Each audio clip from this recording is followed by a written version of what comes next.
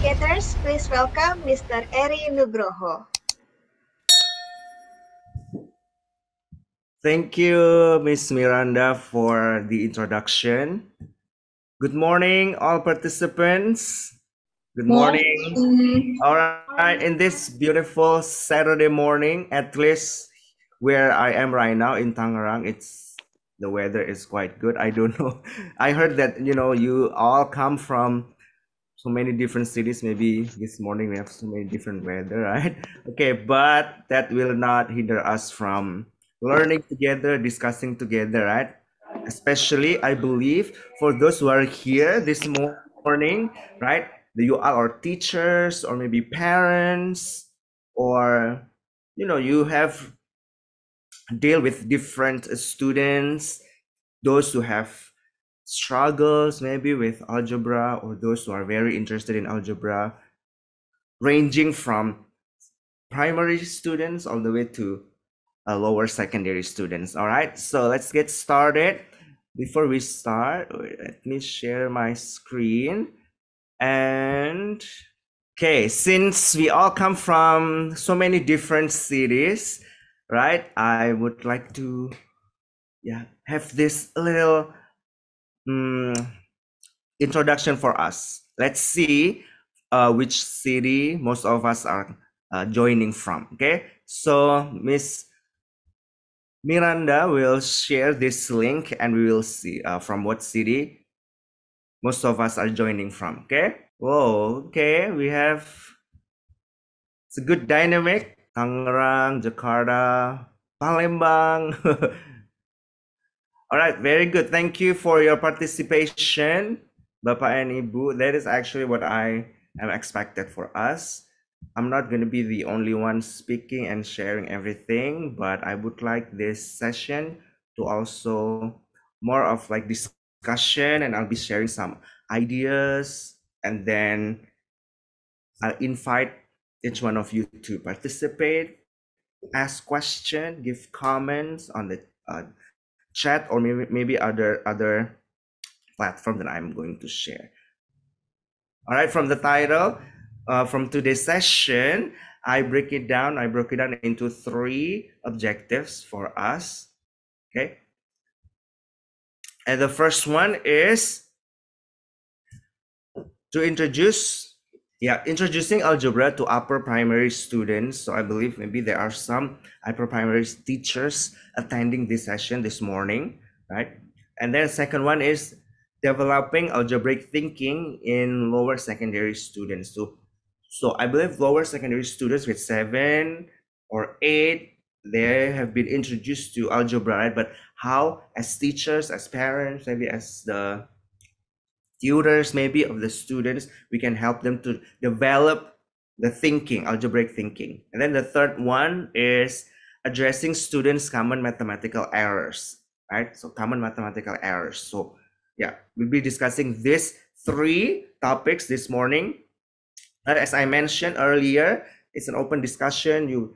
I will display some concept or example, and then we can have the discussion rolling from there. Okay, and again, your participation is welcome. If you want to ask questions, or just go ahead and unmute yourself or type it on the chat. You can do it in Bahasa Indonesia, you can do it in English, orally through the chat.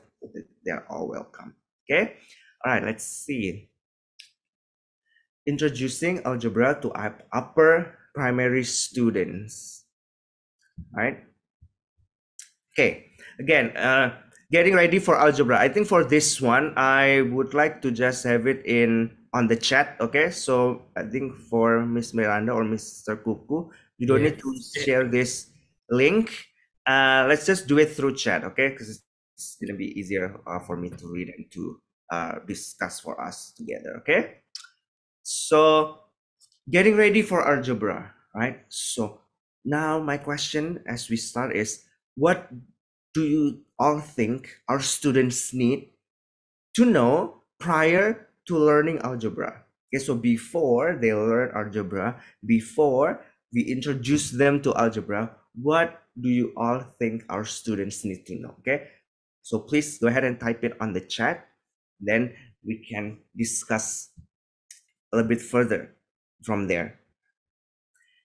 Operation like adding, subtracting, multiplying, dividing, bracket, basic operation, variables, basic math skills, variables, constant, order of operation, yep. Understanding about operations, yep. Operations. So many of you have mentioned operations. I feel like it's something important our students need to know prior to learning algebra. Operation again, maybe is something else other than operation. We have a lot of operations going on here on the chat. We have variable, constant. Okay. What about numbers? Right? This is the numbers. Yeah. You need to know about numbers, right? I think that's a very basic thing that we need to make sure that our students master before they start learning algebra, right? Integers, whole numbers.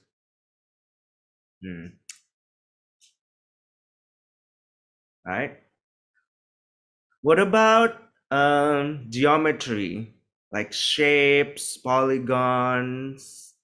Okay, all right, very good. Thank you for your participation, everyone. So yeah, I agree. It's just numbers. So we need to make sure that they know how to add, how to subtract, especially negative numbers. I don't know about you all, but I think I have struggled with some of my students.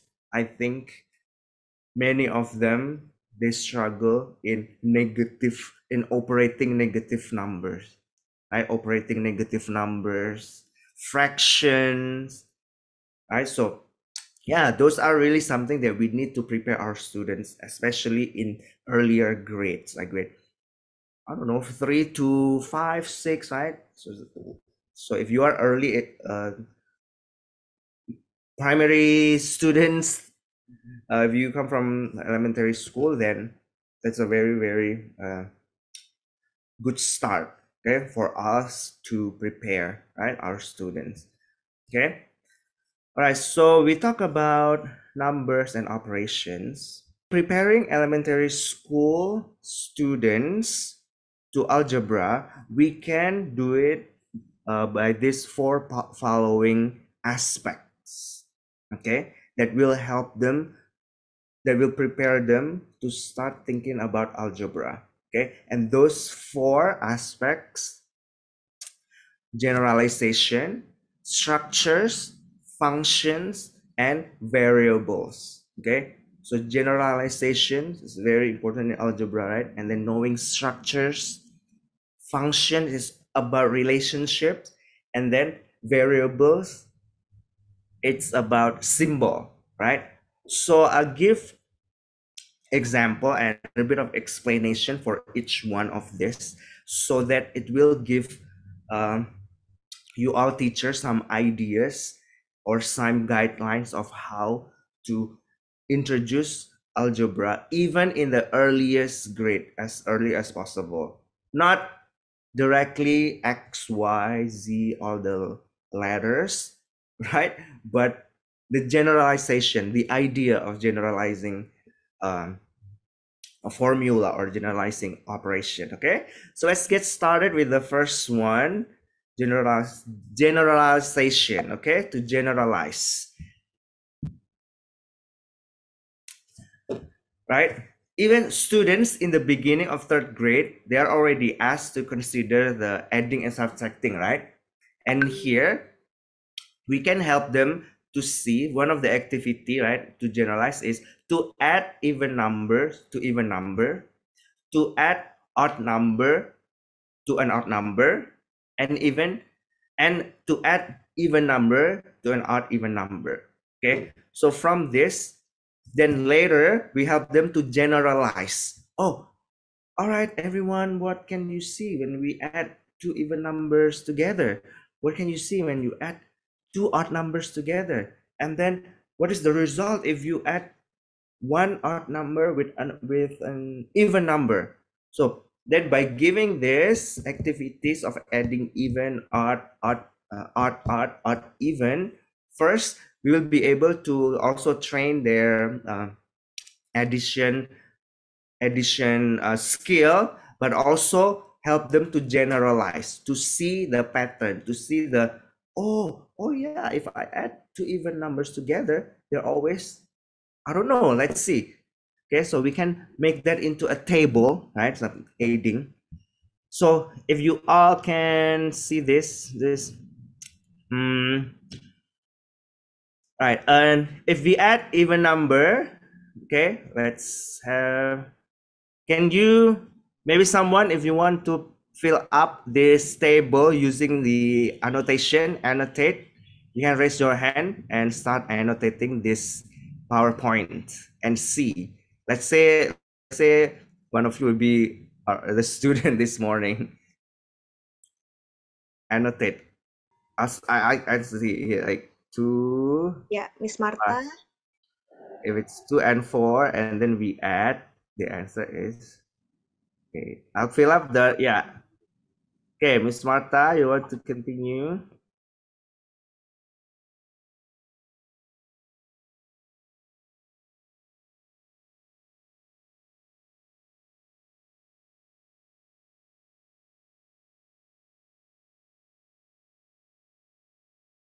Okay, so of course, as teachers, let leave the last line empty. Okay, let's leave the last row empty. Of course, as teachers, we know the answer, right? Bapak and Ibu. But then here, what we are doing to our students, we help them not only know how to add, right? Of course, grade 3, they're also good at that. But we help them to also see other aspect, okay? Which is to generalize. So we can ask our students, what can we see? What can we see from this addition? What is the result? So for example, the last line is 8, 12, 4 plus 4 is 8, and then the second group is 3 plus 7, 10, 3 plus 5, 8, 1 plus 1, 2, and then odd and even, this is the result. So then from there, we can ask our students the following to follow up, right? So then it will help them to see the generalization and then help them to think, oh yeah, this is something, a pattern. I see something general here, right? Okay, let me clear all and go to the next slide. And from here, yeah. So then from this activity, right, of generalization, we can ask questions to our students to help them see, right, what's something in general that we want them to be aware of. So we can ask them question, what relationship can you identify? Oh, if it's even with even, it's this. Is this relationship always true? Then we can ask them, what do all even numbers have in common? What do all odd numbers have in common? Right? So this type of questions, the simple ones, to help them see the generalization. Okay, yeah. And then we can see other example. We have structures, right? We have structures here. So with this approach, we want also our students to see different structures, and it's not just memorization. Okay, let's say we have this 9 by 10 squares, right? 9 by 10 squares. Okay, we have 10 rows and 9 columns, right? Each is a square. Then from here, of course, students, they all know about squares and polygons, right? Then we can help them to see what is 9 times 9. 9 times 9. And then we approach this by using structure. Here, we can see, right? We can help them to see 9 times 9 by using this structure, this picture. We can help them to see that, oh, 9 times 9, comes from this unshaded area, right? Unshaded squares, unshaded groups of squares, because we have 9 columns, 10 rows. So if we want to know 9 times 9, we just need we just need to use the white regions, right? The unshaded ones. So we can help them to see that 9 times 9 is 10 groups of 9, which is everything here, the whole squares, right? Everything, minus one group of 9. Minus one group of 9, right? And then from there, we can help them to see, or 10 groups of 9 is 10 times 9. And then one group of 9 is 1 times 9. And then 10 times 9 is 90, and 1 times 9 is 9. So then the answer is 81. So from here, our goal is to later help them to see, or help them to realize that, especially related to variable, like 9n equals 10n minus 1n, or 9x equals 10x minus 1x, or minus x. Okay, so from using these structures, we want to make them aware. Oh yeah, especially if they're the early primary students, right? So their mind, the way they think, is not very abstract yet. Okay, so we can use structures to later introduce the concept of variables and operation with algebra. Okay, so this type of example you can use, or you can find something else to introduce structures, to introduce algebra. Okay, right. The next thing that other approach is this. We have functions. Okay, so function is all about relationship. Function is all about relationship. Here we have this activity. A square table can sit 4 people, right? You can see how many square tables are needed to sit 26 people if the tables are put together like the figure on the right side. Maybe Bapak and Ibu, you can take your pen and paper and try to copy the figures or the pictures, and then help explain to our students how can we help them to see the relationship, right? Here, one table, so we can put one chair, right, in each side. Okay, so if it's one table, we can have 4 seats, right, for 4 people. If it's 2 tables, we can sit 6 people, right? What if, there will be 26 people coming, so how many tables should we prepare, right? So with this type of arrangement, okay, let's see, then we can make the table.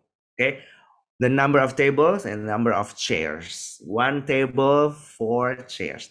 2 tables, 6 chairs. And I think grade 5 or 6 students can already see this relationship, right? Or even grade 7, we can still use this. Okay, if there are 3 tables, how many chairs? 8. 8. Someone, I think Bapak said that it's 8. Yep, thank you. 8. Yep. 4 tables, how many chairs? 10. 10. And then 5 tables, how many chairs? 12. 12. Okay, but the question is, if we need 26 chairs, then how many tables?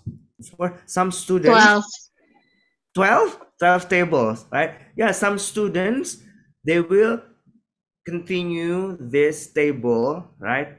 And just keep adding, keep seeing that, oh, I just need to add one table, two chairs, one table, two chairs, right? So we can help them to see, oh yeah, it's always, I just need to add two chairs each time I add one table. So, or two. Some students will do it manually and adding one by one, right? Especially if they are not, if they cannot see the relationship yet.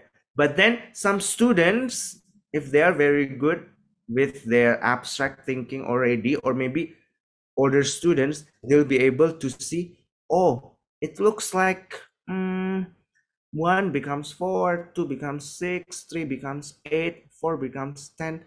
It looks like it's just multiply the number of tables by 2, and then I add 2 chairs. Oh, that means now that I have 26 chairs, I need to minus and divide by 2. So that kind of thinking, right? So to help them to see. Of course, some students will do it manually, but that's okay, because we help them to see the relationship, right, between the number of tables and the number of chairs. Even if they can realize that, oh, every time I add one table, I need to add 2 chairs. So I can, every time I add one table, I can add 2 chairs.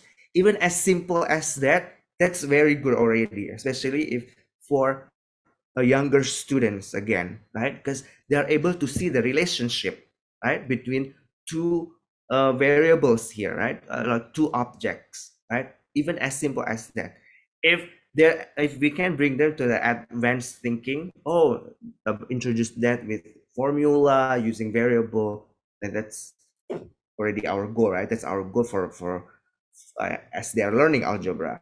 Okay, this type of activity, I believe you can find it, right, maybe in your textbook, or you can develop yourself, or like the number of tables, the number of matchsticks, and so many different patterns that help our students to see the relationship. Okay, functions are about relationship, right? So we can help them to see that. Next, other approach is variables. Okay, so help them to use variables, or to introduce them to variables. Variables, we can find it in the expressions, right? Of course, to n, and then we can also help variables are also in an equation, right? And variables are also in the relationship or function, like y equals to x plus 5, right? This relationship between x and y.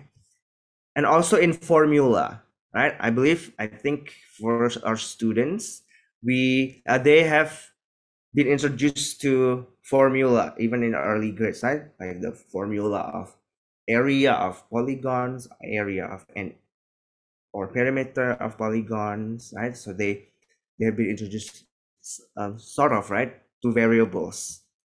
So those are the example of where we can find variables. And then to introduce that, we can start with like helping them to see also something in general, to see the pattern, and to be able to now explain the pattern, or like to be able to now write the pattern using variables. Let's say here it's taken from this Maths Ahead, a book, and this is in the form of comic, so I think it's also good for students. Here we have, oh, I have $50. If I buy the pair of shoes for 35, I would have 15, right? So it's 50, the original amount of money, minus the price, right, you spend on by buying shoes, right? So 50 minus 35, so I have 15. And then next day, oh, my parents give me 35 and I really want to buy to spend the money on this game for $20. So that means I will have 15 left. And then from there, we can ask our students, what if you don't know how much money you will get the next day, and then you like to buy something which you don't know how much, then how much money would you have left, right? So something like that. So then we can see, oh, we always need to minus the amount of money we have in the beginning by the amount of money we spent on, right? We spent on here. So then we can see, oh, let's say you have $T because we don't know how much money your parents will give you tomorrow, and then you want to buy a cap, right? But then you haven't visited the mall, so you don't know how much the one cap costs. So it's unknown, right? Because it's unknown, I want to write it as S. So that means you walk out from the mall, you have your cap, the amount of money you have left is you minus, right? T minus S. So from here, we can help our students to see, oh yes, so if I don't have the money, that means I have to minus it. So now the next day they have the money. Oh, that means T is maybe 100,000 rupiah, and then S for the amount of money he will spend, it's gonna be maybe 75,000. Oh, that means now I have to minus 100,000 by 75,000. So I have 25. So having them to think that and to see, again, it's very related, almost all of them. Generalization, function, structures, variables, they are working together hand in hand. We can use to introduce algebra to our younger students, right? Okay, from this activity, I think we now can think of different approaches or different intentionality. I believe Bapak and Ibu, you have taught your students well, but now it's just to shift the mindset. Oh, how can I integrate generalization in the teaching? How can I incorporate structures? How can I include functions? How can I also help my students to see variables? Okay, so just do a little intentional adjustment. Right? So must be intentional, maybe extra work for you to think of other activities or other approach, but that's very useful for our students so that our algebraic thinking will be developed, and we start introducing that to our younger students. All right, okay, let's now go to the second objective for our session. And for this time, let's also have some other activities. Okay, so it's not just me talking, but we would like to have some activities as well. All right. Okay, the second objective is how to develop algebraic thinking in lower secondary students. Develop. Okay, so that's the keyword, develop. That means students have been introduced, students have learned maybe slightly grade 7, grade 8, right? But how us as teachers, as tutors, as parents, help them to develop the algebraic thinking, right? So let's see here. So components of algebraic thinking, you have two parts: the fundamental algebraic ideas and the mathematical thinking skills that we can develop in our students. For the first part, fundamental algebraic ideas, algebra as generalized arithmetic. Okay, this is something that we need to realize. Algebra as the generalized arithmetic, right? So that's the example that we just discussed, right? And then algebra as the language of mathematics. That's also one of the examples we discussed in variables. And also algebra as a tool for functions and mathematical modeling. It's just the use of algebra and the fundamental algebraic ideas. And the skills that we can develop in our students to help them to grow is problem solving skills, representation skills, and reasoning skills. So making reasons, giving suggestion, or giving reasons of certain questions using algebra. Right? Okay, so these are the skills that we want our students to master, especially as they are learning algebra starting from grade 7, 8, and later even until they graduate, right? Okay, here, let's see algebraic expressions. How we can help our students to develop the algebraic thinking by using this algebraic expressions activity. Let's say we can tell our students, Ryan has some pencils, right? And Ben has 5 more pencils than Ryan. So Ben, no matter how many pencils, we don't know how many pencils Ryan has, but Ben has 5 more than that. Okay? So from here, we can see if Ryan has 2 pencils, then Ben must have how many? 7, right? Then Ben must have 7. Thank you for the responses on the chat. I see. If Ryan has 2, of course, Ben will have 2 plus 5. 13. Yeah, right?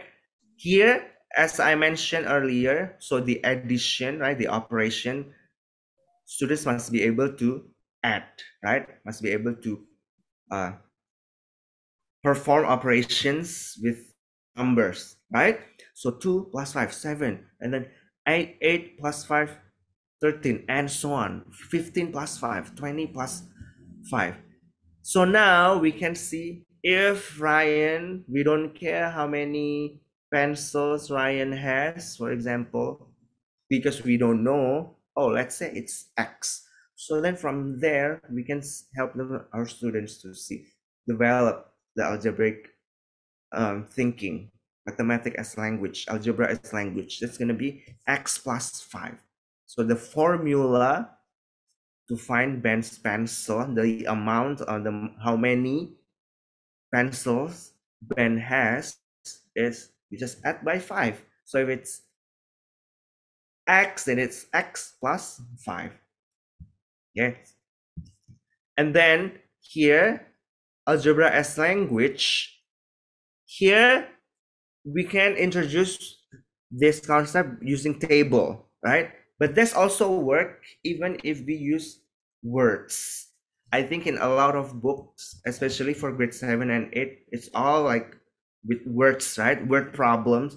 Word problem is always something that the students don't like. They always mention like, I don't like word problems. It's so hard. I don't know what it means and so on.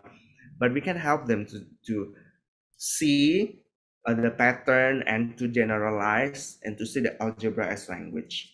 So with words, Ryan has more pencil, Ben has 5 more pencil than Ryan.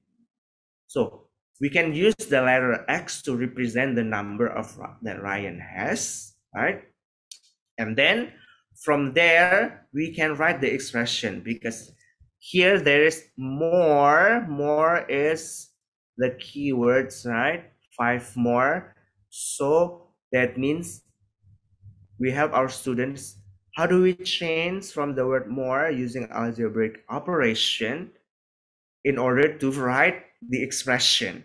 Of course, we help our students to see, oh, it's X plus 5, right? Even we can also help them to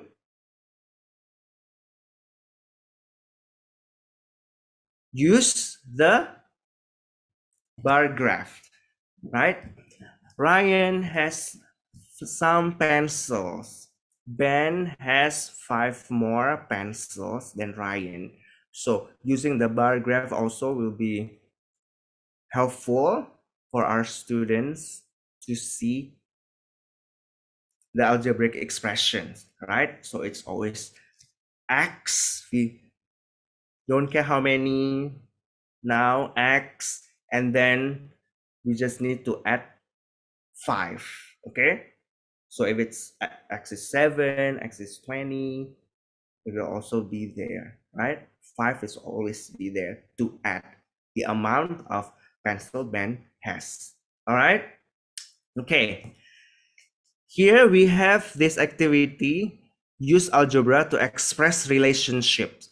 Use algebra to express relationship. Okay? Use algebra to express relationship. Let's use this. This is related to function that we talked about in the previous objective, right? And let's see how this works. Okay? Right? You all see the link?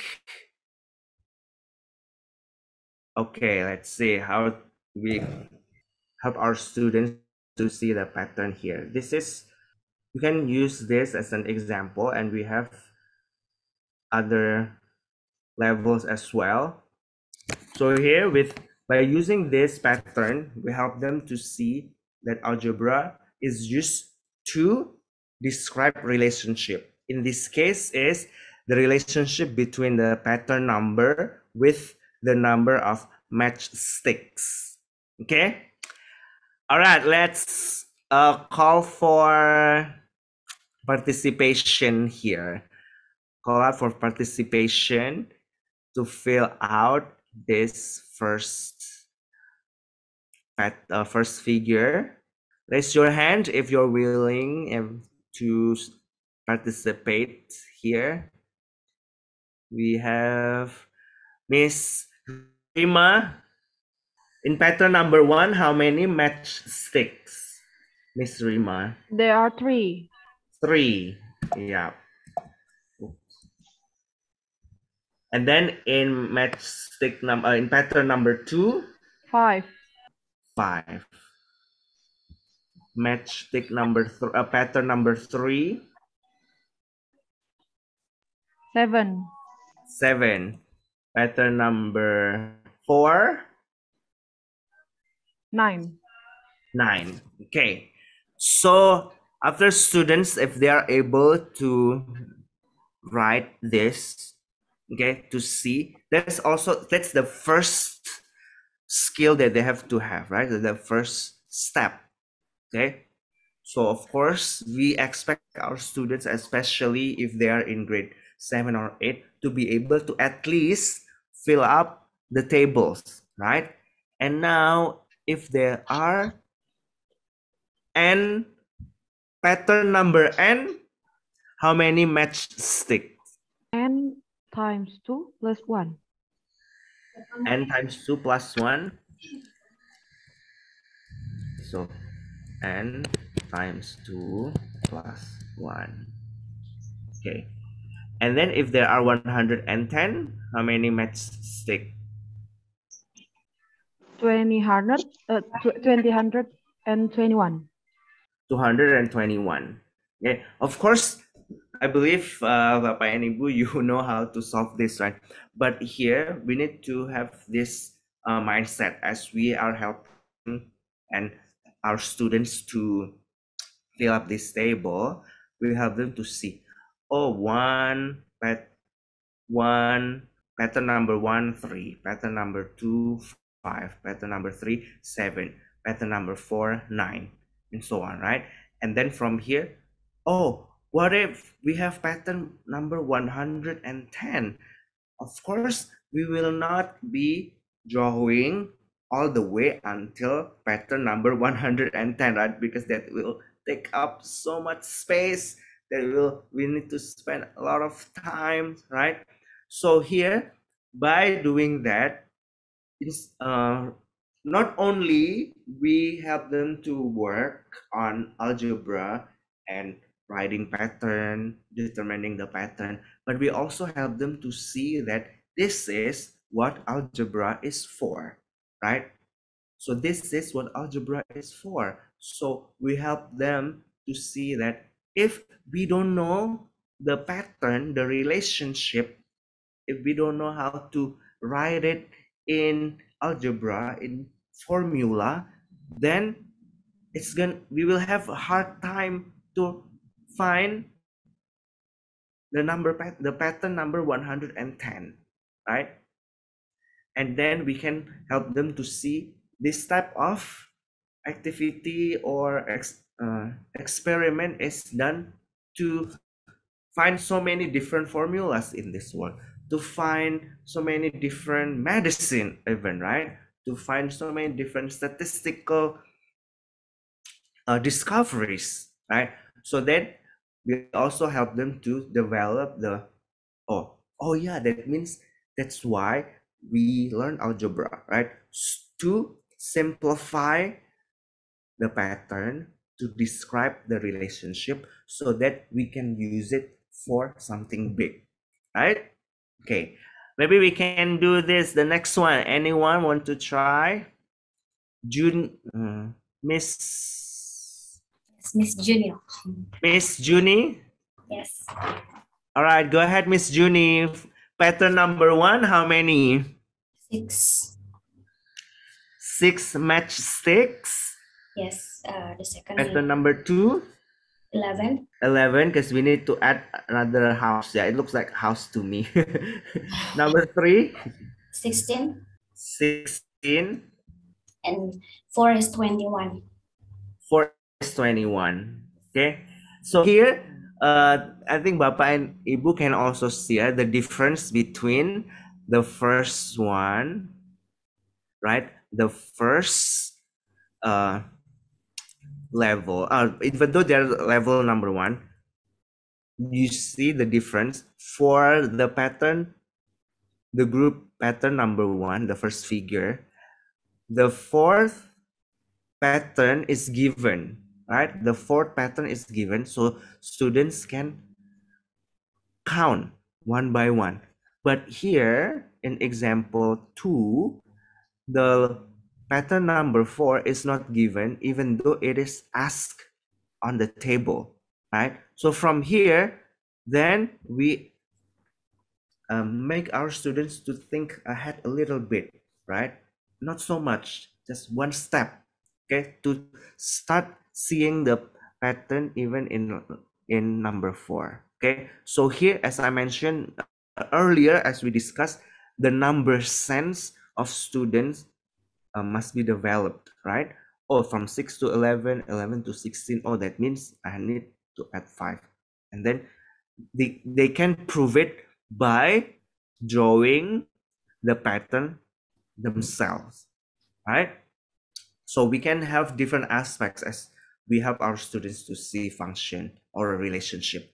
So then if there are 83, oh, we don't need to do all the way until pattern number 83, right? So we can help our students to see the pattern. So what do you think, Miss Junie?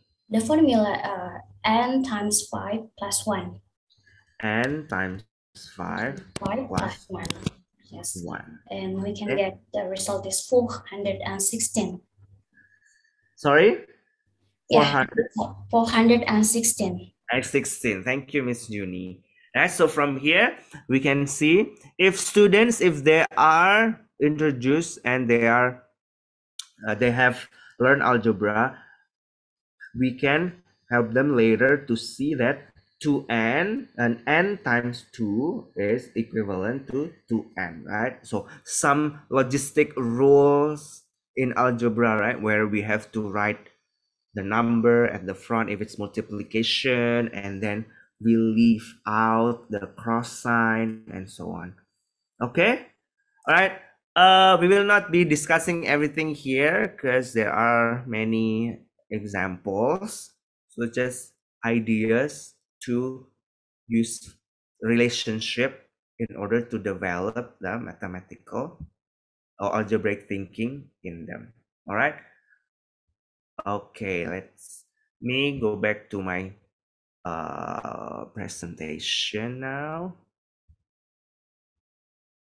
So from here, we can ask the students, right, as we debrief them, what did you learn through this activity? What was challenging for you? Oh, the challenge is it's hard to find the pattern. It's hard to maybe draw or count or find if it's and, yeah. So we can trigger different thinking from them, right? So help them to see, and then from there that we can teach them the skills, right? Of course, in order to teach them the skill, we can incorporate also different topics, right?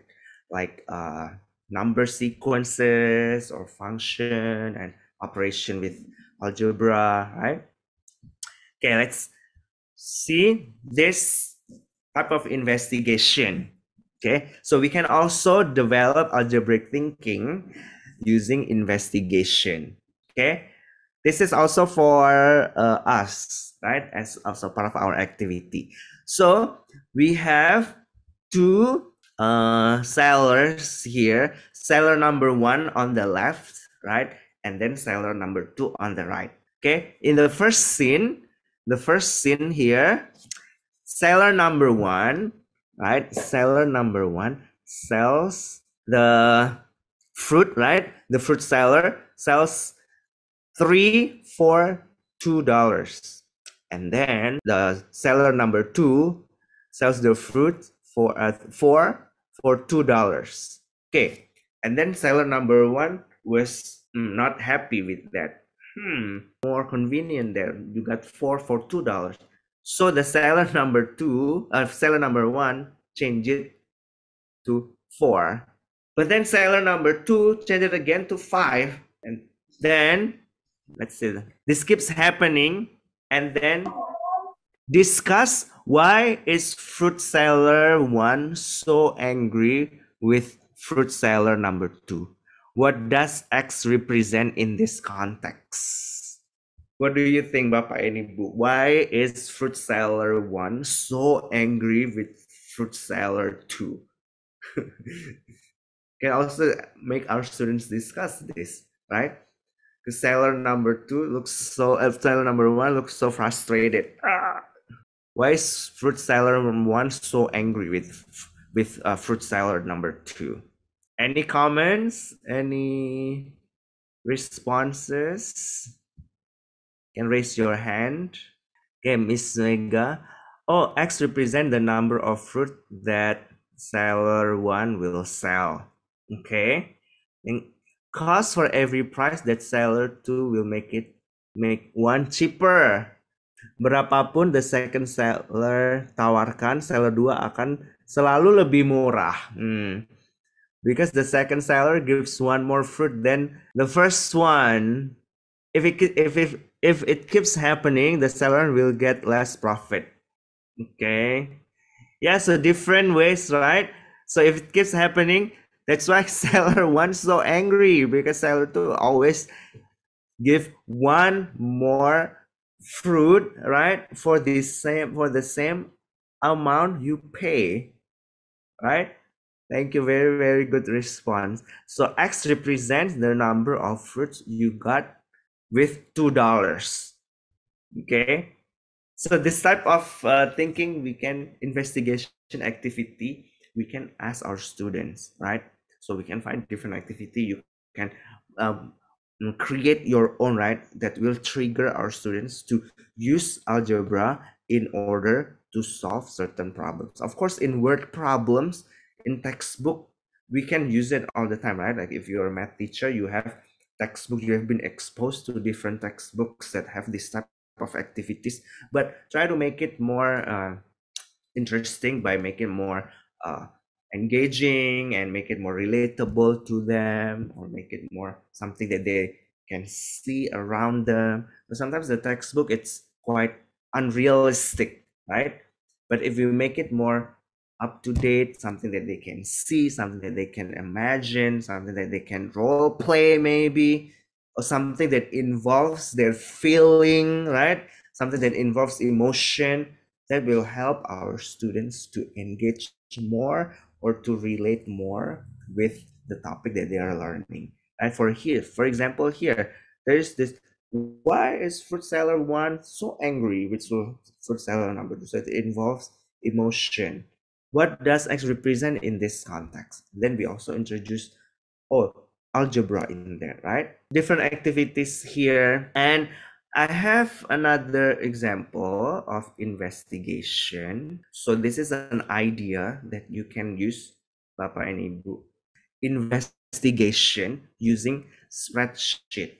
Okay, so we ask our students to create a spreadsheet as shown, and then we ask them to evaluate, or evaluate means to find the value, or to solve, to calculate, to evaluate these following algebraic operations.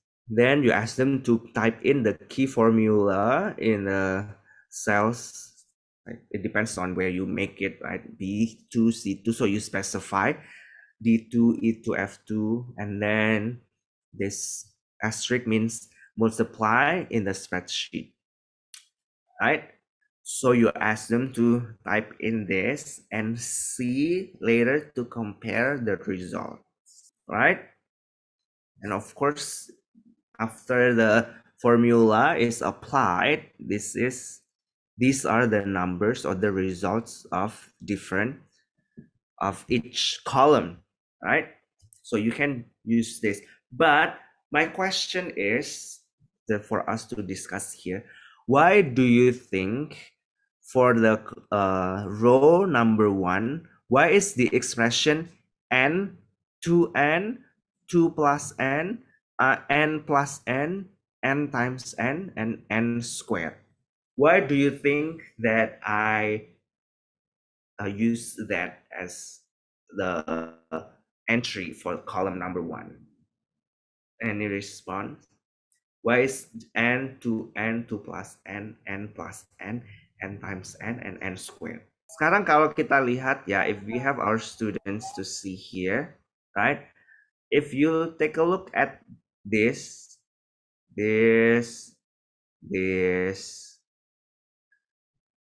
one, and then n plus n times n squared. Is there something special about this expression based on your experience, Bapak Ibu? Is there something special about this one, especially if B to F? Is there something special about these expressions? Nah, ini about variable ya, Mister? Yeah, variable. Nah, kan? So from here, we can, the reason why I use this on the spreadsheet is because these are the expressions that students switch over all the time. Mereka suka ketukar-tukar, right? If we use this as investigation, we can help them to see, oh, 2n and 2 plus n are not the same, right?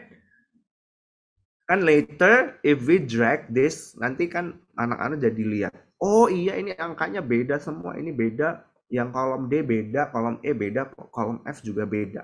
Oh, so then from there we can help them to see. So that means they are not, we can tell them, oh, if they are equal, oh, that means 2n and n plus n are equal. And then n squared and n times n are equal, right? So this is an idea. So maybe if you can apply this, maybe try it out as you explain algebra, right?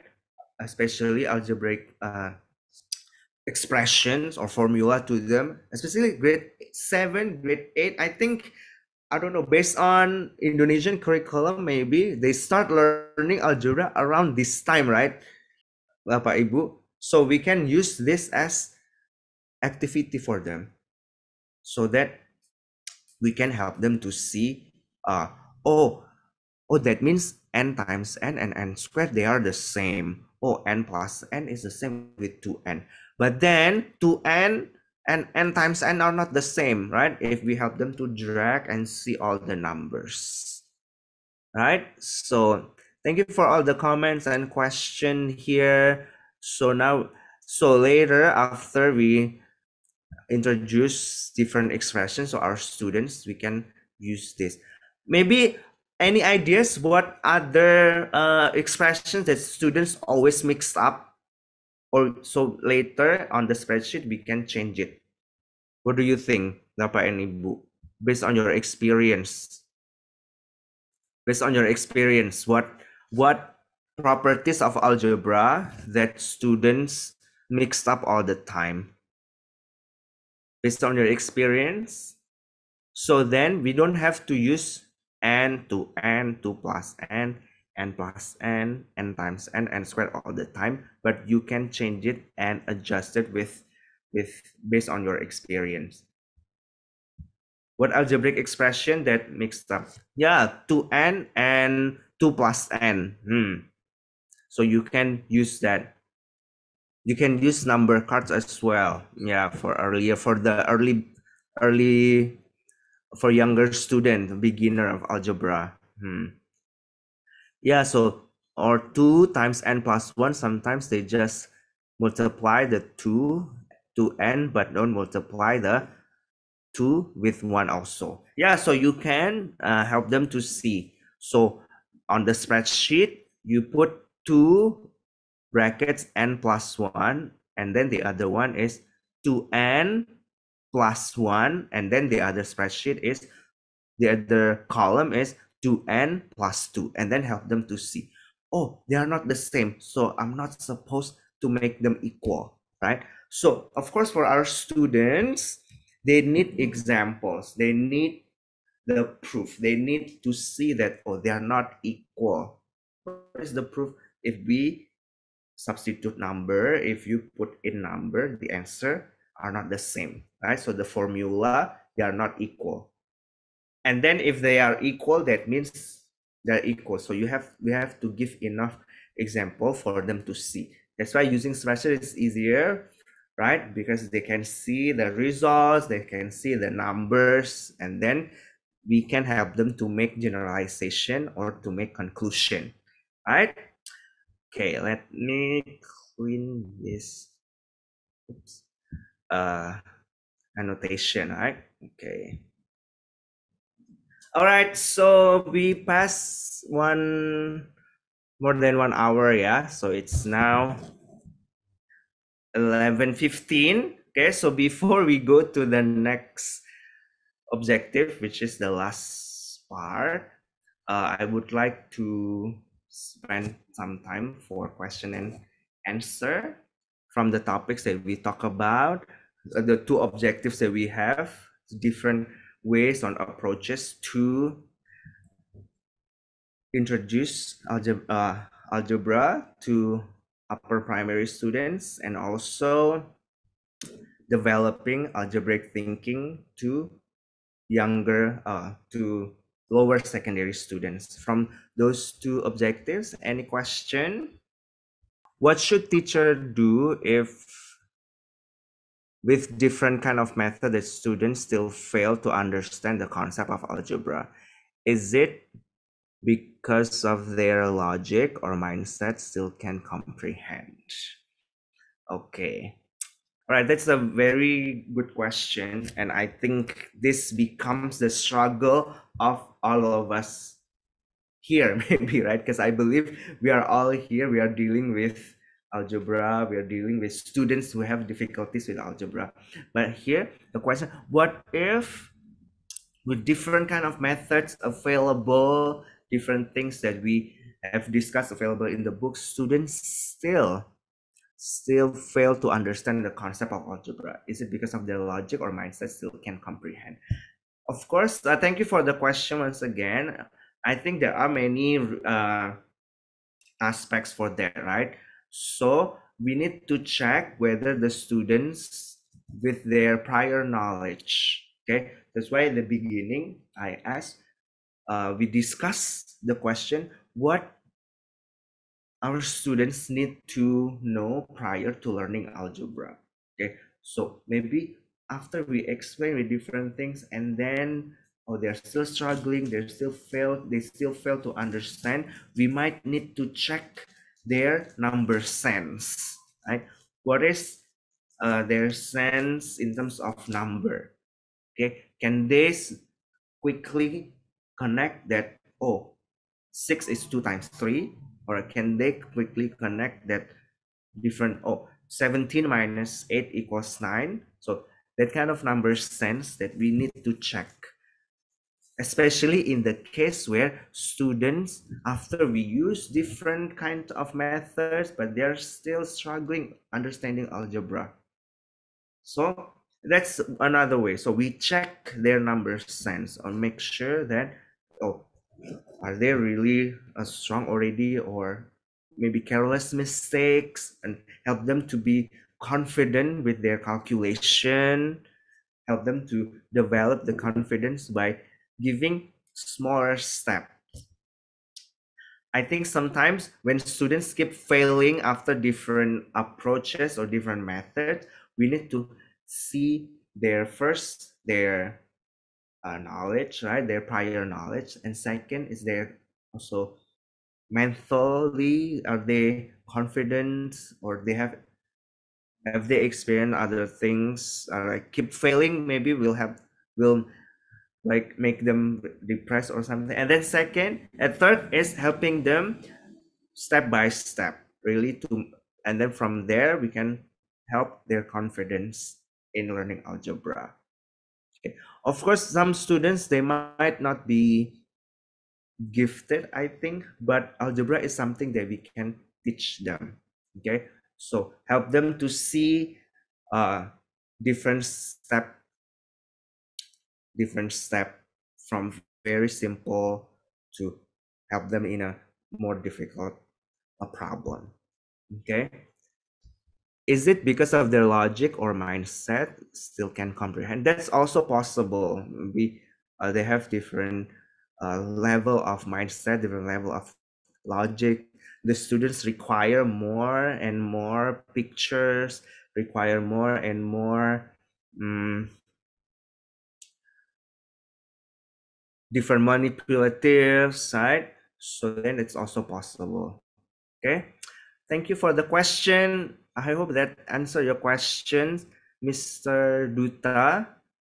And yeah, as teachers, educators, I feel so honored to see that we are all here. We are educators who are willing to maybe improve our teaching, who are willing to study and to find ways to help our students understand algebra.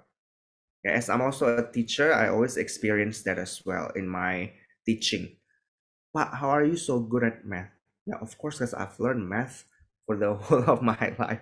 And maybe your students ask you that too, right? Bapak and Ibu, Bu or Mister, why are you so good at math? How can I be good at math? And so we can encourage them by having them, yeah, let's study together, and Miss or Mr. Bapak and Ibu we are good at math because we have learned this. We are adult. It's also not easy for us when we were in your age, maybe, but we are learning. We do not give up. And then in the teaching, we can incorporate different methods to help them see the pattern, to help them generalize, to help them see the relationship between functions, right? Okay, maybe let's have break, maybe 5 minutes, right? Bapak and Ibu, let's have 5-minute break before we go back to our last objective. Okay? And then we can go back to the question as we start the third objective, okay? To the question from Miss Dina. All right? Okay, let's have 5 minutes break. So we go back at 11:28. Okay. Okay, and Mr. Eri. All right. Masuk ke Welcome back, everyone. It was a short and sweet, right? Short and sweet break for us, 5 minutes. Okay, let's continue. So Our third objective is addressing students' common mathematical error. Okay, addressing students' common mathematical error. So here I will present different kind of mathematical errors that students struggle with, and then one ways to help them. Okay, of course there are many ways, but here I will present some ways to approach or to help students with common mathematical errors. Okay, so thank you for the questions, and that's related to this, and then later we can go back to the question. Okay, here every time we step into our class, I think we have to have this mindset also, especially math, right? I hope you agree with me, because this one I agree with this quotes, like mistakes are expected, right? So if we teach algebra or we teach other concept, word problems, mistakes are expected from our students, right? It's not that, oh, we want our students to make a mistake, but we expect it, right? So expected means we know, or like it's the students will make mistakes will happen. Okay, mistakes are a necessary part of learning. So it's time we go into our class and we have this mindset, mistakes are expected, then we can see that we're not surprised if students make a mistake, right? And we will not be angry, maybe, right? We will not be shocked, right? Stressed, maybe, if students make mistake. But mistakes are a necessary part of learning. Then mistakes are also respected. In class, we like mistakes, right? In class, we like mistakes, right? Mistakes are respected. So we don't make fun of our students when they make mistakes, right? But it is respected. In class, we like mistakes. And then, but it doesn't stop there. Oh, I expect mistakes from you guys or students. I respect your mistakes. That's okay. That's not the point of studying, right? The mistakes are expected and respected only, but mistakes are also inspected. We analyze mistakes. Right? So inspected. Okay, so now we have these mistakes in word problems, in algebra. Let's inspect that together. Let's analyze. And then our goal is corrected. Okay, so corrected. Mistakes are also corrected. So after inspected, we correct that, right? We learn and grow from mistakes. Okay, so take risks, mess up, and you'll be more successful. So here is a way to encourage our students. It's okay to make mistake in the formative stage, right? We're helping them, right? So then, but then later our goal is to inspect and correct mistakes. Okay, based on research, there are 3 common mathematical errors, right? Calculation errors, procedural errors, and symbolic errors. Calculation errors, mistakes in addition, subtraction, multiplication, division of numbers, right? And it also is caused by carelessness, lack of attention, right? Carelessness, lack of attention can result in calculation errors, right? So I think we are familiar with calculation errors, right? Bapak and Ibu, we're familiar with these errors that students make all the time. Sometimes we get very stressed.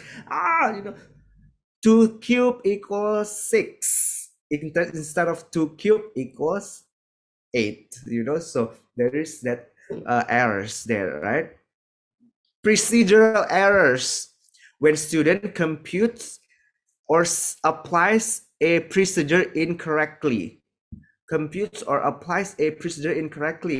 For example, here, procedure, so you're not supposed to simplify. Usually they like to cancel or coret fraction right away, right? And the procedure is you have to factorize and then cancel. But sometimes with procedure errors, when students compute or applies a procedure incorrectly.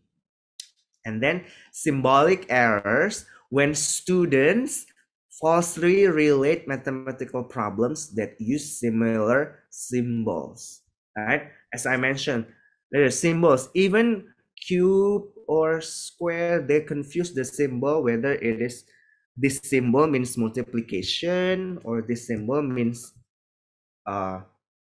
square root or square or cube root. So many different symbols, right? Especially for older students, right? In middle school.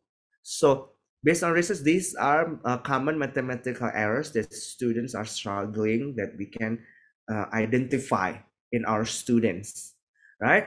Of course, I believe Bapak and Ibu have encountered, right, these one of these one of this, or even all of them, right, by one student maybe, or in a class. Okay, right. So now how we address this, how we deal with common mathematical errors. Of course, there are many ways, but the ways that I would like to incorporate here is by illustrate common errors. Okay, so select solve problems that reflect the lesson sorry select solve problems that reflect the lesson's instructional aim, including problems that illustrate common errors. Okay, so even one of the strategy to help common errors is to show them problems that illustrate common errors. For example, here, Bapak and Ibu, solve the system of linear equations, 3x grade 8 topic, right? 3x minus 2x equals 12 and negative x minus 2y equals negative 20. And then we can help this two response. Okay, Adriana's response and Jimmy's response. Of course, you try to find names that are not they are not in your classroom, right? You try to find names that are not in your classroom so that it's not going to be intimidating for the students, right? Is there anyone named Adriana or Jimmy in this room? You can raise your hand if your name Adriana or Jimmy. There's nothing personal. This is just an example, right? Just to make sure. Okay, from these two, Bapak and Ibu, can you check which response is correct? Or maybe both of them are incorrect, or both of them are correct. And then from there, we will inspect and correct. And then I will show you some questions that we can ask to our students. Anyone, you can raise your hand. Maybe you need to check, right, first. So yeah, go ahead and do that. And then let's see which response is which. Is it Adriana's or Jimmy's? Which one is correct? Or maybe both of them are correct, or one of them is incorrect. Anyone? Then you will be able to find where the mistakes are. Okay, we have several responses here on the chat. Adriana is correct. Adriana's answer is correct. Let's see Adriana's response. Okay, Adriana's response. Adriana's response is correct. What about Jimmy's?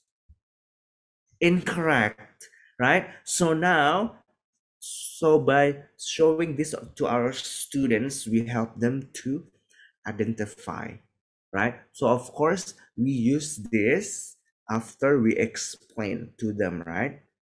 We use this after the explain of student. It depends on, is this review session? Is this maybe something that they have learned in previous grade and you just want to review, or you can do this for students who are still struggling, right? Or to students who still need to do the remedial. Okay, thank you for all your response, Pak Indra, Miss Ruth, Mr. Indra, Miss Vela. Okay, so here we can see, and then we can help our students to identify where the mistakes are. Okay, here. So as teachers, we can ask the students, what did Jimmy do correctly? Any response? Maybe Bapak and Ibu can role play as the students. What did Jimmy do correctly? Negative 8 is correct too, but 2x is not correct. Yeah, so Jimmy, what Jimmy do correctly is actually just 12 plus negative 20. Of course, it's negative 8, right? But then what did Jimmy do incorrectly? It's supposed to x negative 4y. So the operation must be supposed to be negative, right? So then we can help our students to see, oh, this is the mistakes. So that means, and then later you can help them with different skills. Oh, if, or the coefficient and so on, right? So it's there. Further prompting for us as teachers. So the error occurred earlier in the solution, right? The error that Jimmy did occurred earlier, right? Even in the solution here, right? Earlier in the solution, incorrect in adding, okay? And then here we can also see in the original equations are either coefficient of x and y terms the same. So we help them to see, oh, the coefficients of y to the coefficient of y here, 2y, negative 2y, negative 2y, they are equal, right? So we can help them to prompt to start thinking, oh, so then what operation should I make? Should I use here, right? And then if either of the terms are the same, what efficient first step to solve a system of equations, right? So we remind them if the terms are the same, right? So looking at the incorrect solution and thinking about what we've just discussed, what was the error in the incorrect solution? So we help them to identify, oh, this is the incorrect is in this, that. Okay, so sort of we help them to mark their work, right? It's sort of we help them to koreksi, ya, kayak kerjaan kita, right? Bapak and Ibu, koreksi. Jadi we help our students to koreksi the work so that later they will see, oh, I'm not supposed to do this, I'm not supposed to do that, right? So this is one way to show error is by introducing to them, right, incorrect solution, right, response. So we compare, oh, this one is correct, this one is incorrect. And then we can also discuss the correct response. Right here, what did Adriana do differently? So differently here, Adriana, instead of adding, what Adriana did was she subtract the first equation by the second equation, right? How can we verify Adriana's solution, right? So we can verify Adriana's solution by seeing that, oh, the 2y, negative 2y, positive 2y, they will cancel out and gives us 0, right? So that kind of thinking, that kind of inspection that we can help our students in, right? Okay, so here by seeing this activity, right, Bapak and Ibu. So this is one way to deal with common errors, is to help them compare. Okay, other than help them compare, we also can show them just incorrect solution, and then we help them to make the correct answer. Okay, so you can, or we all can make two columns, right? One is correct, is incorrect, and then help them to compare. Or we can just show them incorrect and ask them to circle, to highlight, to find out which step is incorrect. And then from there, we ask them to correct or to provide the correct solution. Okay. All right. So the next thing, we have an activity for us to do, but this is a call for volunteers. Please do the following. All right. So the link will be available on the chat. And what you need to do is please find the errors.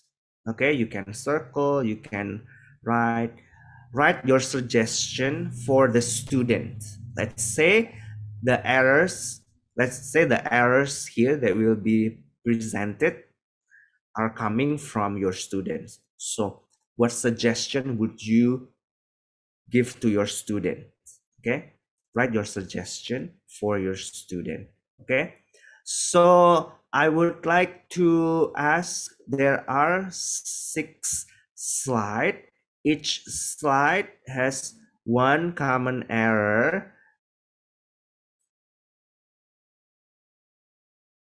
Each slide has one common error, right? So I would like to ask for volunteers, okay? Because there are many of us here, and I'm considering the traffic on the Jamboard, right? So maybe if everyone is here and giving comments, the Jamboard might crash for some reason. So I would like to have only some of you to actually go and make comments on the Jamboard. Okay, if you can open the Jamboard, please raise your hand if you want to participate. Miss Rima, you can do the first Jamboard number 2. Slide number 2, I mean. Okay, for others, you can take a look at the Jamboard and write down the question yourself, but please refrain yourself from going to Jamboard, because in case there will be crash. Okay, just in case. All right, so you can go to others. So Miss Rima is Jamboard number 1. Others,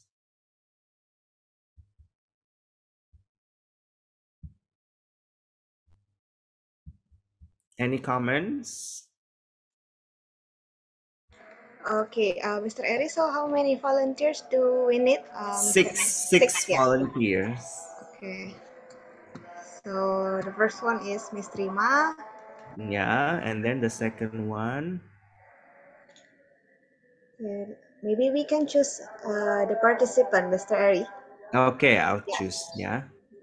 Yes. Okay, I have shared, so this is what it looks like. Okay. Wait, let me find the participant. Yeah, anyone wants to raise hand, Miss? Let me just find it from the chat. Okay. And then please write the suggestion, Bapak and Ibu. So what suggestion would you give to your students when they make that common error? Okay, is it, you don't have to specify, but now in the back of your mind, you can see, oh, this student is struggling with procedural error. So that means I can remind them with different procedure, right? Of course, or oh, these students, they are able to work very perfectly, but not too perfect because of the calculation error. So by knowing these different errors that students are struggling, we can address that. We can address, right, the error accordingly, right? If the errors is in calculation, that means, oh, I just need to encourage students to not make careless mistakes, or to be careful with the calculation. All right. Or maybe some students make mistakes in procedural errors. So I have, but all the calculations are correct. So that means I have to remind the students about the procedure. Oh, this one, don't forget, you cannot carry out like this. Or if there is square, you have to use binomial expansion. If you have this and that, okay, so we remind them with the procedures, right? Because the procedural errors are the errors that they make. If they make errors in symbolic errors, then that's what we address. Oh, look, this symbols means this. This symbol means this. This is less than, this is greater than. Okay, so we help them with the symbols, right? So I think by knowing the errors that students are prone to make, then we can address that accordingly. Of course, some students might make all the errors, right? So we have to help them to deal with it one by one. Or maybe which one is more significant in this topic. Okay, maybe for algebra, right? Maybe calculation is also one of the biggest errors, right? Calculation and procedural, right? Bapak and Ibu, calculation and procedural are something that the students struggling most of the time, right? Especially in algebra. Okay, all right. Slide number 2. Oh, slide number 1 is Christmas. Slide number 2.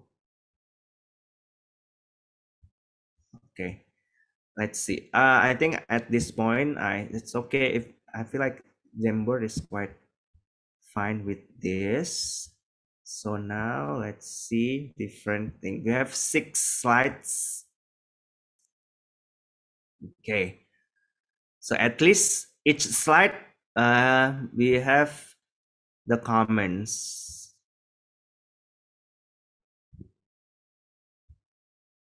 For slide 1, okay.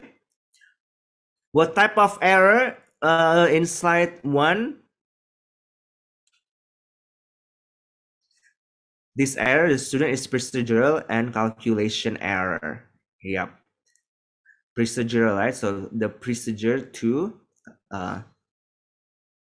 you're not supposed to just, okay. Yep. And then from there, we can help them to deal with procedural and calculation error. Thank you. I think it was Miss Risma. For the second slide,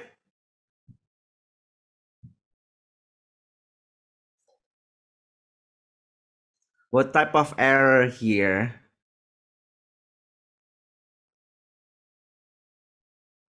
For the second slide, what type of error?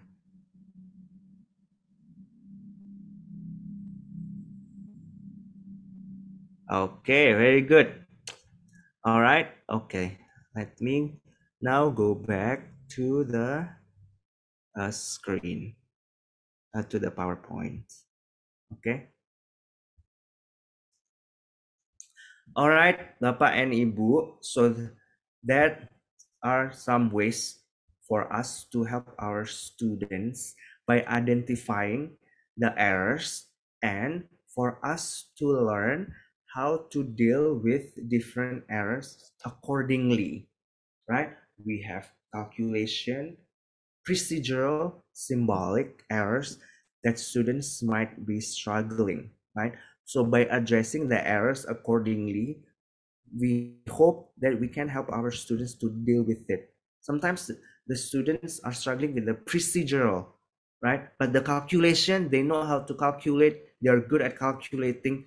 So that's good. So we work with the procedural error. But some students might be might be struggling with all of them, right?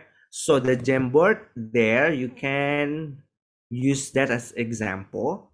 And don't forget, every time we inspect mistakes, we have the goal to correct that, right? Not just maybe we give circle, but we don't give comments, but we have to give comment, or we discuss it, right? And to show our students that, oh, this is what is incorrect, and then we help them to see what's the correct ways to do that. Okay. All right, so thank you Bapak and Ibu for all your responses in Jamboard, right? So now, as we know different errors, common errors in mathematics that students make, so hopefully from there we can help them accordingly, right? With different methods that we have. We can show them, compare, correct, incorrect, or we can help them to see different incorrect answers and then help them to label and give them questions. Oh, what should I do? Which part is incorrect? And then we make them make the correct answer.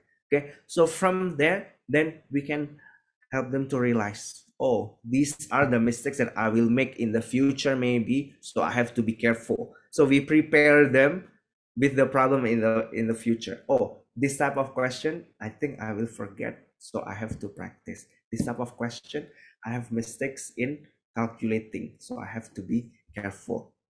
All right, so as we close out, if you still have any questions, please let's discuss the question here.